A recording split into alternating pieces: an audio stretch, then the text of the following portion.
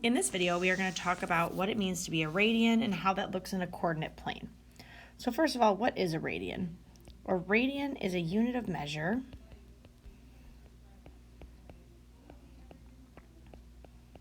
for angles used in trigonometry.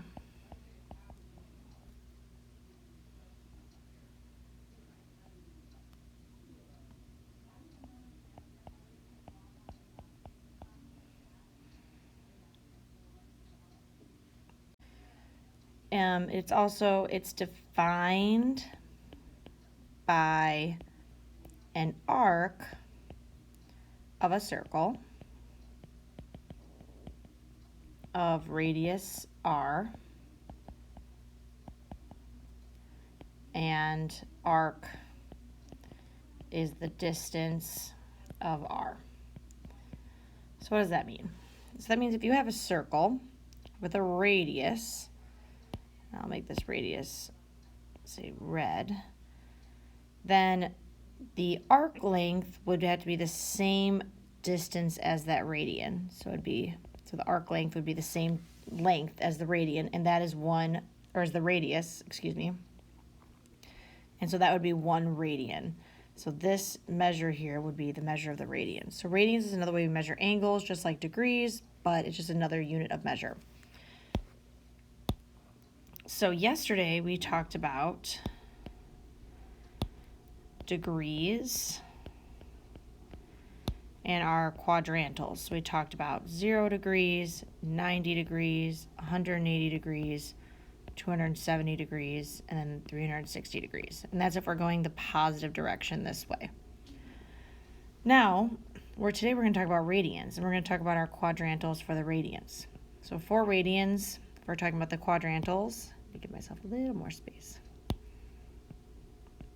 0 is 0. So 0 degrees is the same as 0 radians. And then if we go halfway around the circle, we're going to get to pi. So that means if I go half of half, that's going to be half of pi, or pi over 2. If I go all the way around the circle, that would be double pi, so 2 pi. And then how do we figure out this spot here? Well, that's halfway between 1 pi and 2 pi, so it'd be like 1.5. But I want to write that as an improper fraction. So we're going to write this as 3 pi over 2. And so those are my quadrantals. 0,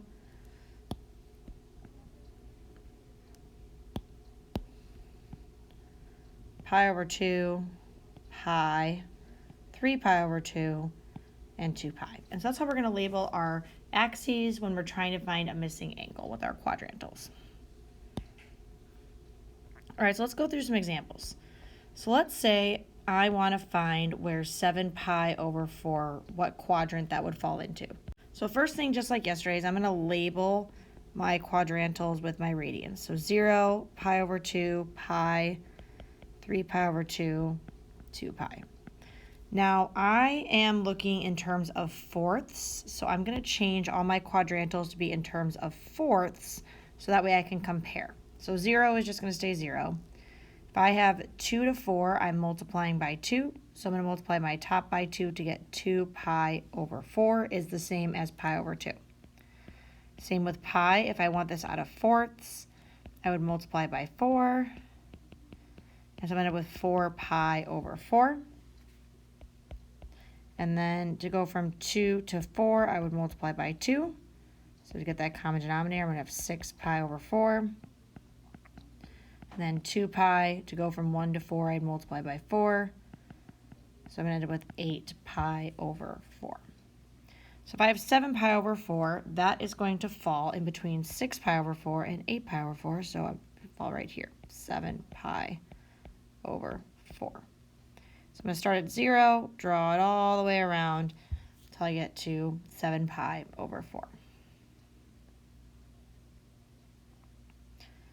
All right, let's take a look and let's try another one. So let's do 7 pi over 6. So again, I'm going to label my quadrantals. So 0, pi over 2, pi, 3 pi over 2, 2 pi. Now I'm going to look and get a common denominator of 6. So if this is a denominator of 6, to go from 2 to 6, I'd multiply by 3. So I'm going to end up with 3 pi over 6. To go from 1 to 6, I'd multiply by 6. So multiply by 6 on top, and I end up with 6 pi over 6.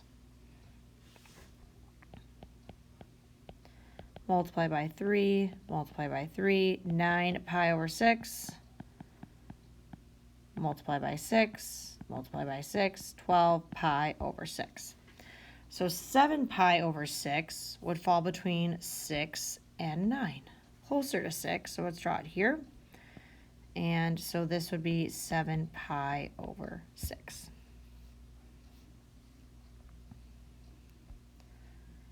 All right, let's do one more, and this one's going to be a little bit more challenging. Let's say we want to find out where 4 pi over 3 would fall.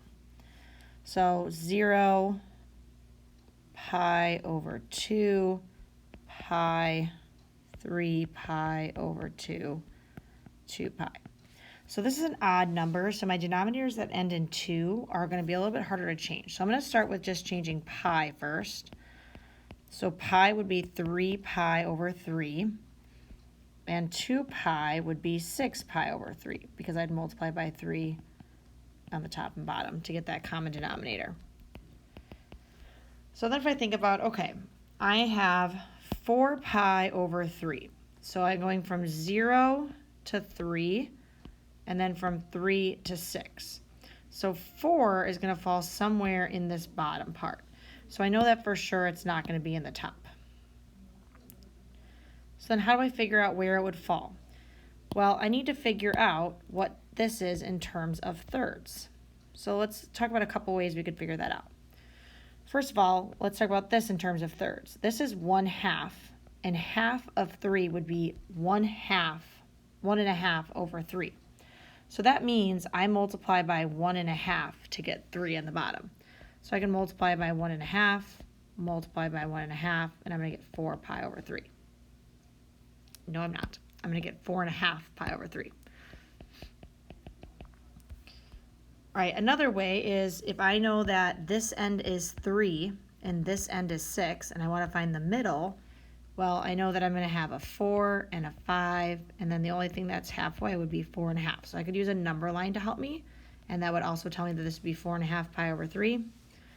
Algebraically, if I wanted to find the halfway point, I could also find the average. So I could add 3 and 6. So I'm getting the 3 from here and the 6 from here. So 3 plus 6, and then divide it in half, and that would help me find the midpoint. And so then I would get a midpoint of 4.5. So there's a lot of ways that we could figure out this point down here. So 4 pi over 3, well, that's going to fall right about here. And so that's going to fall in quadrant 3. Oh, I forgot to label these guys up here. So this guy would be quadrant 1, 2, 3. So this would be quadrant 4. This guy was quadrant 3. Okay, so finding those common denominators and helping us graph those angles. All right, so the other thing we need to know is how to convert between radians and degrees. So if I'm going from degrees to radians, my formula is I'm going to take my degree and I'm going to multiply it by pi over 180, and that'll give me my radians. Now, if I'm going the other way, if I'm going from radians to degrees, I'm going to take my radian, multiply it by 180 over pi, so just the opposite of that, and that'll get me my degree.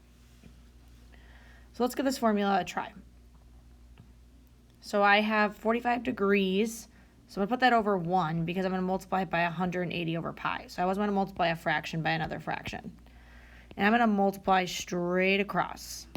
That's how we multiply fractions. I'm going to have 45 pi over 180. Now, in your calculator, we can type in 45 divided by 180, and then we want to turn it back into a fraction, and it'll tell you that you get 1/4. So that means 1/4 would be pi over 4. So let's use our calculator to help us simplify that. The other thing we could think about is, well, 45 goes into 184 times. So if I divide the top by 45, I would get 1. Divide the bottom by 45, I would get 4. So the same thing. So times pi over 180, make this guy over 1. Multiply straight across. 300 pi over 180.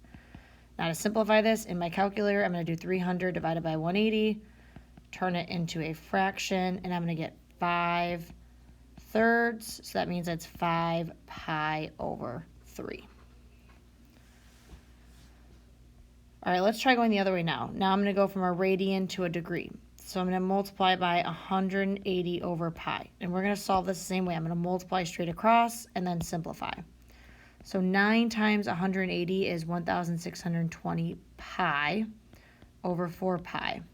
Now, I got a pi on top and a pi on the bottom, so I know those are going to simplify. So now I just need to type in 1,620 divided by 4 in my calculator, and you should get 405 degrees. Same here, 180 times 180 over pi, multiply straight across. I have 180 pi over 6 pi. Pi's are going to divide. 180 divided by 6 is 30 degrees.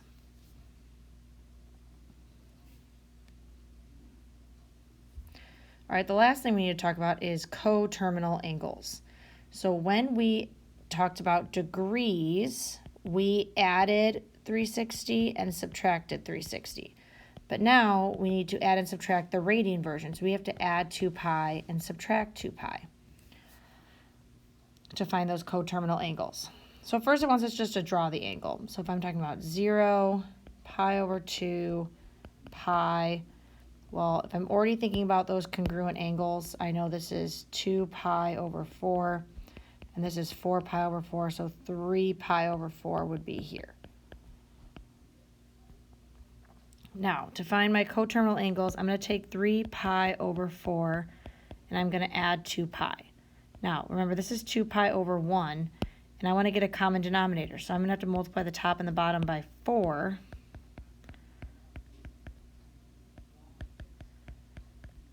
To get 11 pi over 4 as one of my coterminal angles. I'm also going to take 3 pi over 4 and I'm going to subtract 2 pi. So I'm taking 3 pi over 4 and I'm subtracting 8 pi over 4. And I'm going to get negative 5 pi over 4. And so those will be my two coterminal angles in radians. So if I went this way, that's how I get that negative 5 pi over 4. And then to get this 11 pi over 4, that means I went around and stopped again. All right, let's talk about where negative 5 pi over 6 is. So when we do the negatives, I'm going to do 0, and then instead of going the positive direction, I want to go the negative direction. So that means this is negative pi over 2, negative pi, negative 3 pi over 2, and negative 2 pi. So I have 6's. So again, I want to get a common denominator of 6. So we have negative 3 pi over 6, negative 6 pi over 6. So I can already see that negative 5 would be between negative 3 and negative 6. So it'd be right about here. And then remember, going the negative direction, we're going to go this way. Now they want me to get two coterminal angles. So I'm going to take negative 5 pi over 6, and I'm going to add 2 pi. So remember, this is over 1. So to get a common denominator, I would multiply by 6. So I'm going to have 12 pi over 6. And so my coterminal angle would be 7 pi over 6. So that would be the positive version. So that means if I went this way, this would be 7 pi over 6. Now they want a positive and a negative coterminal angle. So I'm going to take negative 5 pi over 6 and subtract 2 pi. Meaning I'm going to subtract 12 pi over 6 because I already found that here. So I'm going to have negative 17 pi over 6. And so that would be, to get negative 17 pi over 6, that means I went negative around twice. So I'm going to start going negative, go all the way around, and then stop there. All right, let's do one more. 5 pi over 3. So 0, pi over 2, pi, 3 pi over 2, 2 pi. So 5 pi over 3 is tough because now this is an odd number again. So that means if I'm talking about pi, that's 3 pi over 3. If I'm talking about 2 pi, that's 6 pi over 3. So I can already say it's going to be in the bottom part of this graph. Now remember, if I want to get thirds, I multiplied by 1.5. Or I know that halfway between 3 and 6 is 4.5. So this is going to be 4.5 over 3 is this axis. So that means 5 pi over 3 would probably be somewhere right about here. Bigger than 4.5, but less than 6. I'm going to go all the way around. Now, 5 pi over 3, I'm going to add 2 pi to get one coterminal angle. So that means I'm adding 6 pi over 3, because I would multiply the top and the bottom by 3 to get the common denominator. So I'm going to have 11 pi over 3. Then I'm going to do the same thing, but I'm going to subtract 2 pi. So I'm going to subtract 6 pi over 3. So I'm going to have negative 1 pi over 3, or just negative pi over 3. So what does that look like on our graph? Well, let's do this one first. So 11 pi over 3 means I went all the way around and then stopped. The negative pi over 3 means I went negative pi over 3.